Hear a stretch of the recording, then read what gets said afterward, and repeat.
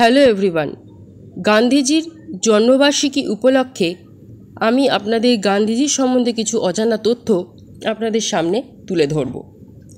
Number 1, Mohandas Karamchand গান্ধীর জন্ম 2রা October 1869 সালে গুজরাটের পোরবন্দরে।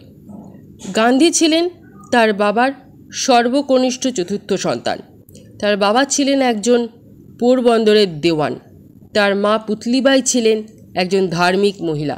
জাতিসংঘে এই 2রা অক্টোবর তারিখটিকে 2007 সালে আন্তর্জাতিক অহিংস দিবস হিসেবে ঘোষণা করা হয়।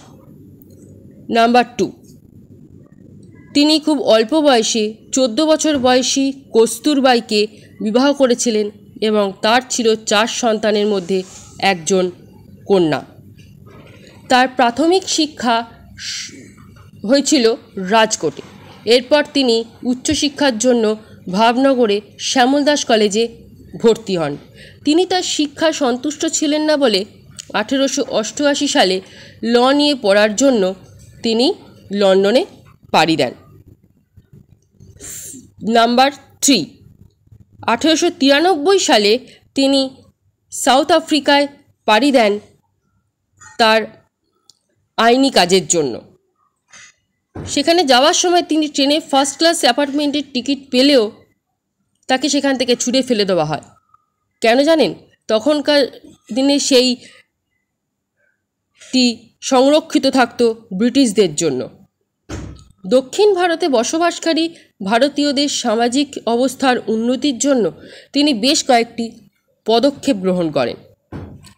তিনি সেখানে নাটাল ইন্ডিয়া কংগ্রেস প্রতিষ্ঠা করেন। এছাড়াও তিনি টলস্টয় ও ফোনিক্স ফার্ম গঠন করেন। এছাড়া বোরের যুদ্ধে অবদানের জন্য তাকে কাইজারি হিন্দ উপাধি দেওয়া হয়। নাম্বার 4, গান্ধীজি টলস্টয়ের সঙ্গে যোগাযোগ রাখতেন চিঠির মাধ্যমে। নাম্বার 5, মোহনদাস করমচাঁদ গান্ধী প্রথমেই মহাত্মা নামে ভূষিত হননি। রবীন্দ্রনাথ ঠাকুর তাকে সেই উপাধি দিয়েছিলেন। এছাড়া সুভাষচন্দ্র বোস গান্ধীজিকে জাতির জনক বলে আখ্যায়িত করেছিলেন। নাম্বার 6, 1930 সালে টাইমস ম্যাগাজিনে গান্ধীজিকে ম্যান অফ দ্য ইয়ার হিসেবে নমিনেটেড করা হয়। নাম্বার 7, মহাত্মা গান্ধী 5 বার নমিনেটেড হয়েছিলেন নোবেল পিস প্রাইজের জন্য। নাম্বার 8, ভারতকে স্বাধীনতা দেওয়ার জন্য তিনি যে দেশের বিরুদ্ধে লড়াই করেছিলেন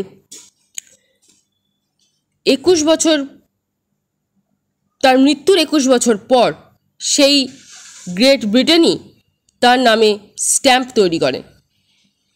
নাম্বার 9, নাথুরাম গডসে গান্ধীজিকে বিড়লা হাউসের গার্ডেনে গুলি করে হত্যা করেছিলেন। এছাড়া বলা হয় যে তার শোভাযাত্রার 8 কিলোমিটার দীর্ঘ ছিল। এছাড়া তার এই রক্তমাখা জামাটি 1959 সালে তামিলনাড়ুর মাদুরাইয়ে তৈরি করা গান্ধী মেমোরিয়াল মিউজিয়ামে সংরক্ষিত করে রাখা আছে।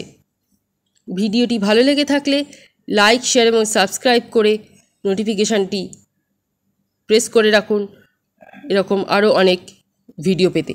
Thanks for watching.